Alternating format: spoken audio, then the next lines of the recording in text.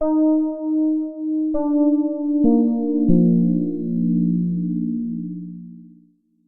think we need to stop and think about the fact that we are fixing to vote on something where we would be giving someone a document that could be used in a fraudulent way.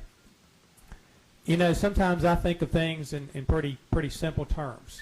So you probably figured that out. I'm not quite as sophisticated maybe as some of the minds, but you know, if I were here illegally, I would support this.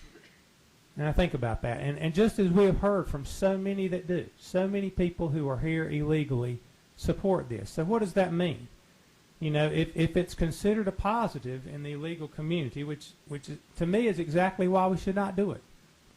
We should not be encouraging, we should not be endorsing, we should not be accepting illegal immigration in any way. I fear we only make the problem worse by giving any incentive to draw more people here. The first, and it's not a very hard concept to grasp, the first thing that has to be done is for this country to get control of its border. And if you'll step away from the politics of this for a minute and look at the logic behind it, you'll see that this is the right thing to do. And if you're concerned that my folks back home won't understand this, my Tea Party guys won't understand this, well, what is the solution? The solution lies with the federal government, and I share their frustration. I share yours, that they won't do something. But you don't vent your frustration at the first person who tries to make a step in the right direction. And the first thing we need to do, as Michael Chertoff said when he was in charge of Homeland Security, we have to secure the border. And one thing this bill will do, if you're in the illegal community and you know North Carolina is going to require you to submit to criminal background checks and fingerprints if you go there illegally, then you're going to look at someplace like Illinois or someplace else. By the way, driver's licenses and permits and driving privileges doesn't drive immigration to your state. The opportunity to work does.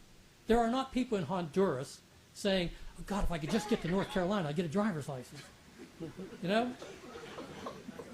It's the opportunity to work that drives people, that drives immigration. So I encourage you, yes, to think about this. When you talk about the opportunity for fraud, if we don't do this, what do you think is going on at this very minute?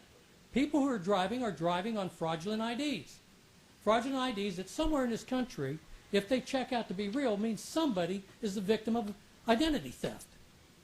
So you talk about fraudulent IDs and do it with a righteous attitude that this will create an opportunity for fraud. I can't think of a single program we've instituted on the state or federal level that doesn't create an opportunity for fraud.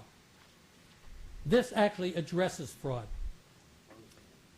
When you talk about you don't know why somebody would do this, well, why are people in the illegal community, why are some of them in favor of this?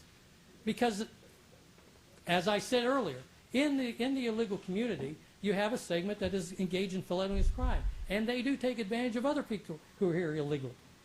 And by having a system where an individual can say, yes, I've been vetted, I've been criminal background checked, and I am not afraid to go work with law enforcement and report crime now. There are a lot of states that are doing this that I wouldn't want to emulate either. That's why I'm in North Carolina.